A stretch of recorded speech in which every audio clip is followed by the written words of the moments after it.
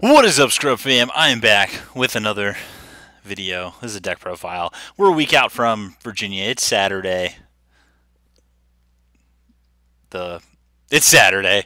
But anyway, I'm here to talk about a deck that I've been playing with, that I've had a lot of fun with, that I think is actually pretty good in this format because the way the format is shaping up as we move forward into Richmond. As you know, if I am posting this, this may or may not be, most likely not be what I'm playing, because more than likely I'll build a deck, play it like I have been for the past few weeks, switch off of it a couple days before, and then play something completely different that you wouldn't expect. Before I get into the profile though, shout out to Bearded Collectibles, amazing sponsor, Team Bearded. Please be sure to check out the website, beardedcollectibles.com. Go to the apparel section, get yourself a 3XG shirt with hashtag ScrubFam on the back. Get yourself a bearded cap. Get yourself a bearded hoodie. Those things are super nice. I can't stress that enough. It's cold outside. Get yourself a bearded hoodie. Those things are super nice, super warm. Truly enjoy them. But anyway, so this is going to be just quick. This is going to include, of course, the deck itself and also my thoughts on where the format is going. What are some things that you can look for? What are some neat tricks that you can try within this format to improve your game? Whether if it's you want to be better at locals, you want to be better at casual play, or you want to be better at the highly competitive scene. Some things for you to think about when it comes to building your decks, not only just aggro, but just in general. So let's go into the deck itself. So this is Draft Box Leader Goku, who is highly underrated right now. Right now, in a format where people are self-awakening a lot of the time, putting themselves down to 4 or less life, leaders like this that can kind of take advantage of that and put pressure in a way that you wouldn't expect always become really good.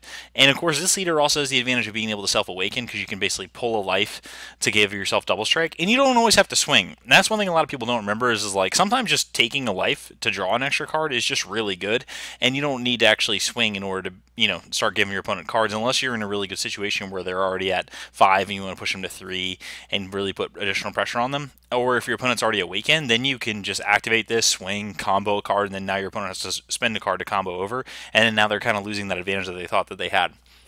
Once awakened, you are Awakened Strike Super Saiyan Blue Son Goku. Same thing, choose 1 life and then add it to your hand. This card gains double strike, and then for the duration of the turn, if you have 7 or more energy, you gain plus 5k, and then of course when attacks, draw a card. Again, super standard, same effect as the front except for the caveat of having 7 energy. But in this deck, you're never really going to get to 7 energy. If you've gotten to 7 energy, you're already losing the game. So that's pretty standard. This deck follows the same sort of pattern as a lot of my low drop, a lot of my curves in the aggregate curves and aggro decks because I play a really low curve. The highest I go is 4, and the reason for that is that I want to make sure that I can play as many threats as possible on a single turn because that's what aggro is in this game. And I think in order to play aggro, you really have to play a blue leader, mostly because you need access to not only Sensu Bean, but you need access to Unyielding Spirit Trunks because you need to be able to have that additional tempo of, okay, I'll swing, combo, untap. Okay, now I'll play something like a Kaba, swing, and then keep putting pressure on the opponent. Some key places to this deck is, which awesome, is like, say you have no board presence and you're already at 6 life. Your opponent can just like pass their turn thinking that they don't need to put any additional pressure on you, and then you can do something like activate Goku, activate Kaba, and then now you're awakened and have a ton of cards in hand. And that's one thing I have to stress about using a leader like this or a leader like Vegeta when you're trying to play an aggro deck is you need card advantage. You need to be able to not only give your opponent cards when you start to get really aggressive with the other threats, but you just need to be able to keep card parity and just overwhelm them with the card advantage that you can gain while staying aggressive.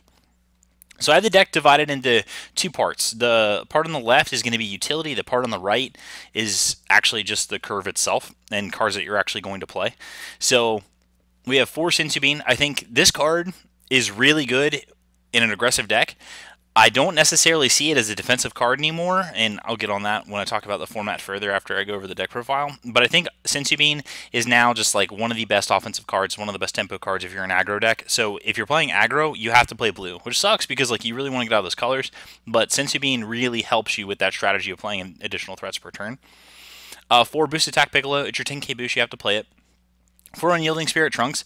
It's just a combo version of Sensu Bean, but what's great about this is that you can untap any energy, and sometimes you can tap out for a threat on board, swing with something, and then multiple Unyieldings, multiple beans, untap all your energy, play another threat, and so your opponent is now, they're getting overwhelmed because of the board presence that you're putting out there. And Unyielding Spirit Trunks also leads into why we have to play Mighty Mask. If you're playing Mighty Mask in a deck, you really should only be playing it with a blue leader or a green leader, because you're either fetching Unyielding Spirit Trunks or you're fetching Trunks Protector or Children. with your trunks, and that ends up being the best way to use Mighty Mask. For Ultimate Judgment Jocko, this is for defense. We don't run negates, so we have to run a defensive card that we can also use offensively, and Jocko does that. Sometimes you can swing for game with Jocko because he's 16k, he makes the math weird, but you're never really doing that unless it's like your opponent's at 1 life and you have everything you need to win the game. But other than that, this is just a defensive card that also has the upside of being really good blue mana and being something that you can combo with for 5k to be able to push your opponent. For Raging Spirit Sun Gohans, this is a great card for aggressive decks, control decks.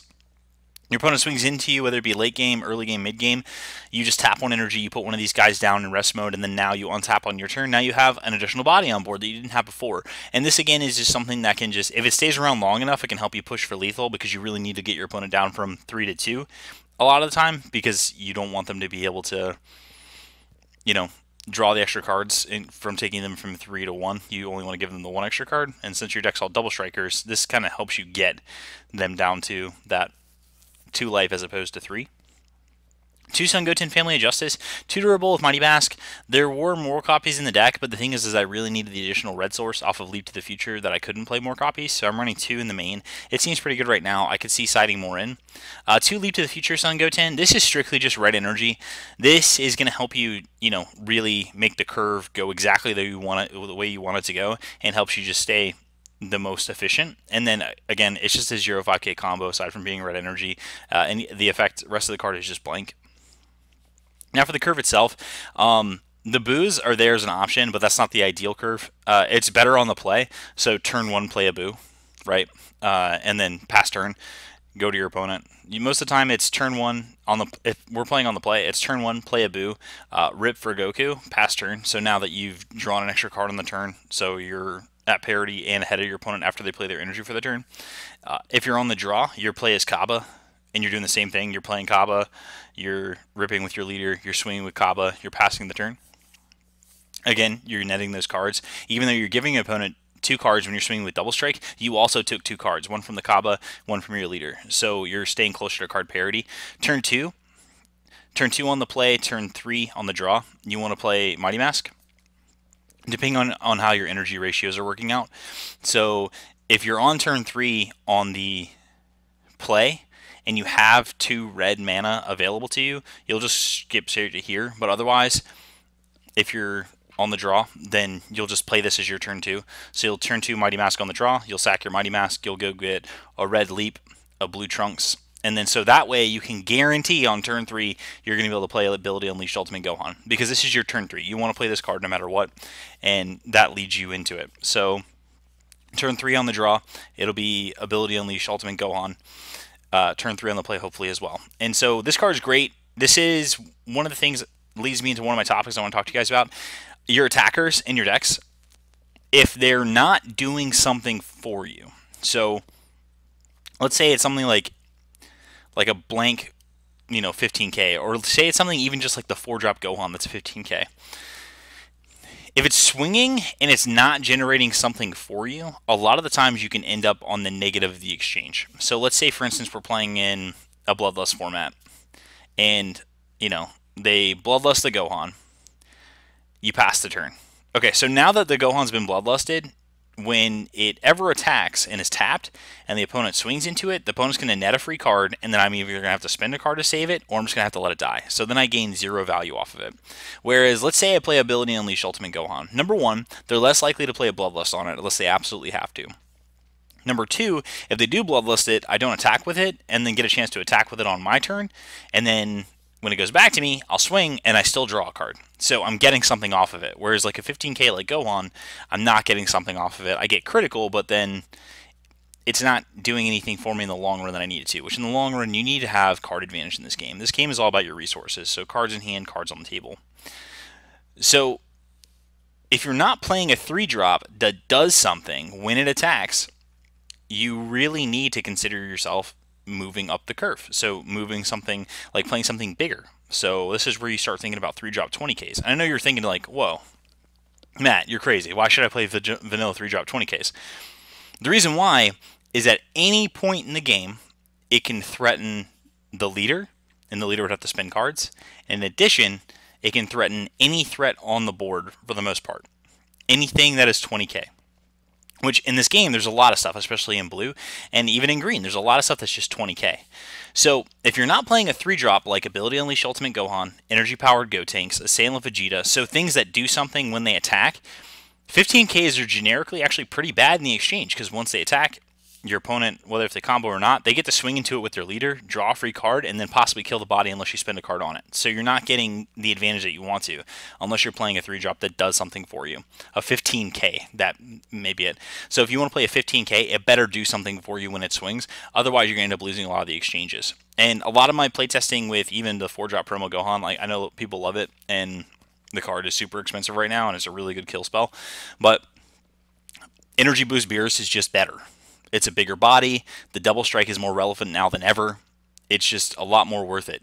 If that Gohan were at 20k, 20k with critical, kill something when it came into play, that card would be insane. But since it's 15k, definitely not as good as you think it would be. So now we go to the higher part of the curve. Forge Year and Fist of Justice. If we're going to play removal, I like removal that's more active. So this comes into play and essentially is going to have dual attack. So be able to attack a creature once, untap, and then have the ability to attack the leader for double strike or attack another critter on the table. And so Jiren ends up fitting a really good spot in this deck, of course, because we're red. It's one of the best cards of the game, but it also just allows us to stick with the game plan. So we're not playing anything that's just like hard removal like Beerus. We're just playing something that has the capability to attack characters in active mode, and then, of course, swing at the leader for double strike again. Next is 3 Relentless Super Saiyan 3 Son Goku. This is another reason why we're playing the 2 Leap to the Future Son Gotens to fetch with the Mighty Mask, so we can guarantee that when we're getting closer to turn 4 and beyond, we can play Relentless Super Saiyan 3 Goku because he does require 3 red. And when he comes into play, he's great. So number 1, can't be KO'd by skills, so your opponent's removal can't interact with him. And then when you play this card until the beginning of your next turn, it gains plus 5k. So when it comes down and through your opponent's turn, it's a 25k body. And again, this is big because whether if you want to attack into something or attack into opponent, the opponent is going to have to spend, if you're 25k, they have to spend 2 cards. They have to spend a Senzu Bean and a 10k boost. They have to spend a 10k boost and a 5k. They have to spend a regular 10k and a 5k. So if you're at 25k, it's kind of the magic number. You swing at the opponent's leader, they're going to have to spend 2 cards in order to be able to overcome this. And then now you start getting that card advantage war. And Relentless Super Saiyan 3 Son Goku is great because he can just turn sideways every single turn and then just presents a threat that your opponent can't deal with through removal. They have to swing into it in order to be able to kill it. And then 3 Mighty Striker Son Gohan. What? A vanilla 4-drop double strike? Yes. A vanilla 4-drop double strike. There's a few reasons why. Number 1, energy. Only costs 1 blue. So your turn 4 and beyond, if you have a lot of red, doesn't matter. As long as you have 1 blue, you'll be able to play Mighty Striker Son Gohan. And again, he fits that mold that we're looking at. He's big. He's a 25k body with double strike. That's exactly what you want to do. You want to have something big. Your opponent, again, when you swing at their leader, they have to use a negate or they have to spend 2 cards. Either way, they're spending a card to stop you from being able to get through. Mighty Striker Son Gohan fills the gap in aggressive decks, and even if you wanted to play something like slower control decks, bigger bodies are winning the race now. Green is a really good color. I think green has some of the best effects in the game, and they do. But they're 15Ks. Their smaller bodies aren't that good. Super Saiyan Gotenks is the best card they have because it's 25k for almost 3 energy, and that's why you play green. Kale is great because it's a 20k 4-drop. That's amazing. I think you're going to start seeing more, like less determined Super Saiyans Gohans in green decks and more Raging Attacker Vegetas because of that 20k double strike, because double strike is more relevant. So as we go forward in the format, people that are going to self-awaken are going to, of course, subject themselves to aggro decks. The Trunks deck that was played was great. That's a really good deck. But the reliance on results of training for awakening for an aggressive strategy is bad because any missteps as an aggro deck, you're subjecting yourself to potentially losing the game. That's one thing that I've learned when playing aggro in this game. You can't make any mistakes. You have to do the math right all the time. You have to make sure that your threats are big enough. You have to make sure that you can combo over so your opponent can't protect themselves. And so that's why you need to start thinking about undercosted, bigger bodies. So those vanilla 3-drop 20Ks, look, you guys are, again, you're going to call me crazy, but I've been playing Frieza decks that are running Bannon. 3-drop 20k, and you know what? Opponents had to Beerus a Bannon. They had to pay 4 mana, almost tap themselves out, to kill a Bannon with their energy boost Beerus. Think about that equity that card just gained. Number 1, it was swinging. Number 2, if it can trade with a Beerus on the crackback if I have another Bannon in hand. And number 3, it's always able to threaten the leader and make them spend cards. So as we go forward in this format, as you guys start thinking of ways of how to kind of counter the metagame, think about stuff like that. Think about playing these bigger bodies, and then make sure you're playing, if you're playing anything that's a 15k, any creature, whether it be a 3-drop or a 4-drop, make sure it's doing something for you. Make sure that it's either netting you a card of advantage, make sure that it's making your opponent not be able to net a card. Like, anything that you can do to stop your opponent from drawing cards and you draw a card is great. So think about those things going forward. This deck is incredibly good. Like I said, it's really good against self-awakening leaders, really good against non-awakening leaders, because you can still strand them on cards. Because you don't always, like I said, you don't always have to go in hard with your double strike. You can just wait your opponent out if they can't, ever awaken themselves. And so this deck ends up being really strong. I like this deck a lot. This leader is really good. I played against a blue-green variant of this in Las Vegas, and that deck was really strong. So please mess around more with this leader. I hope you guys enjoy the deck profile, even though I stumbled over my words a few times because I was talking really fast and I was super excited about the deck. Again, I appreciate everything that you guys do for me as a community. I'm really excited about Richmond. I'm really excited about the prospects of me not just going 5-0 and just falling off the face of the earth. I'm really excited about the potential of actually being able to make top cut. I think I have a really good read on the format with the deck that I'm going to choose to play that weekend. So other than that, guys, thank you so much. Thank you for subscribing. We're at 900. 900. Over 900. We're almost at 1,000. Let's get to 1,000. Thank you. Please subscribe. Please try out the deck. Build it, knock down, go to your locals. Dominate your locals with it. Put everyone on tilt. I'm on tilt. I'm triggered. Later. Okay, bye.